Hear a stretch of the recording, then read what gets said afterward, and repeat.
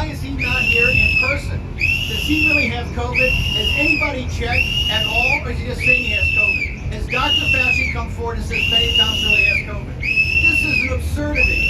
It's completely and totally absurd. Why is Benny Thompson? They can't find any human beings. There's no human beings. What you just saw was Steve Bannon being defeated by a whistle. Now, that happened earlier on Wednesday. Bannon, of course, is on trial for contempt of court. It does not appear to be going very well for him. In fact, after federal prosecutors immediately rested their case after just 2 witnesses were called. And Steve Bannon did not even present a defense. In fact, afterwards, he went out and went to do weirdo conspiracies, talking about Benny Johnson, who is the chair of the committee, who actually, yes, does have COVID. But does he really have COVID? I need Dr. Fauci to come out and say it in person. Why? Steve Bannon would not believe Dr. Fauci. I mean, he wouldn't believe Fauci anyway. So what would be the issue? What would be the point?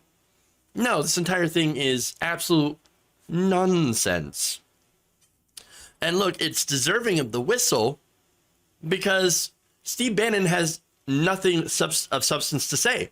He's a low-life, greasy con artist who's more in danger, honestly, of getting cirrhosis of the liver than ever experiencing his deepest nightmare, which is black people, being treated equally in this country. No, he's a racist white supremacist. He wants to create a white ethno state. He's a gross person who tried to help Trump overturn the election and take power.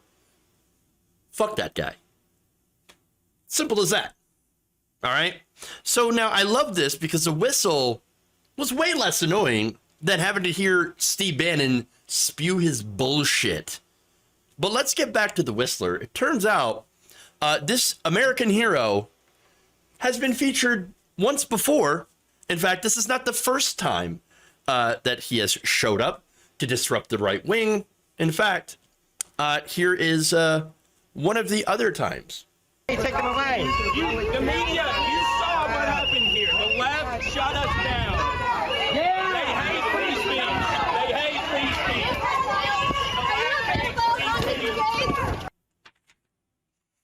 So look, you might not have been able to see the guy, but you could definitely hear him.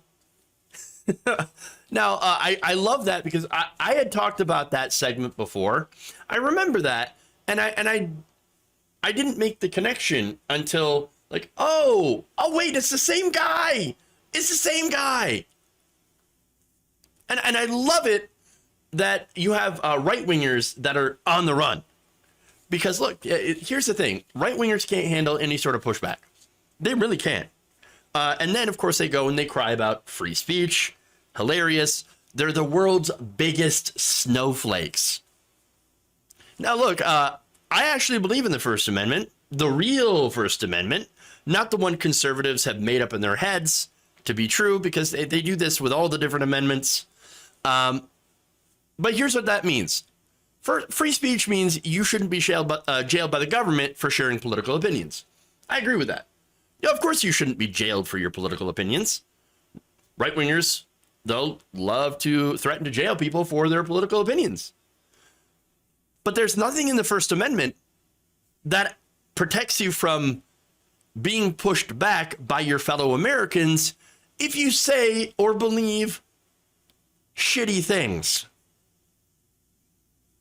You can believe in free speech and also think that not all speech is created equal.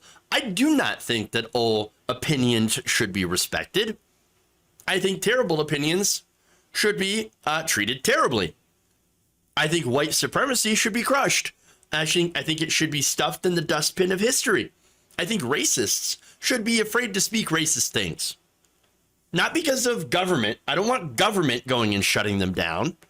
I don't, believe in arresting people for terrible opinions, but I do think that white supremacists should be so scared of their fellow Americans doing pushback, chasing them out of public life, not doing violence, not advocating for that, but basically intimidating them, scaring them out of public life. I think they should be ostracized, fired, refused service, etc. I don't think I don't think that, people who believe that a certain group of people deserves less rights due to immutable characteristics. If you believe that, then I don't think your opinion should be respected at all. There's nothing to respect about it. You're a terrible person. In fact, I believe that you deserve the utmost disrespect. And if you don't like it, well, go cry about it. Because to understand, that's all that people like Steve Bannon do. They cry and they cry and then hilariously call themselves superior to other people. Let's get one thing straight, all right? Let's make it very, very clear. Do you look at this guy? Is that superior? Be honest.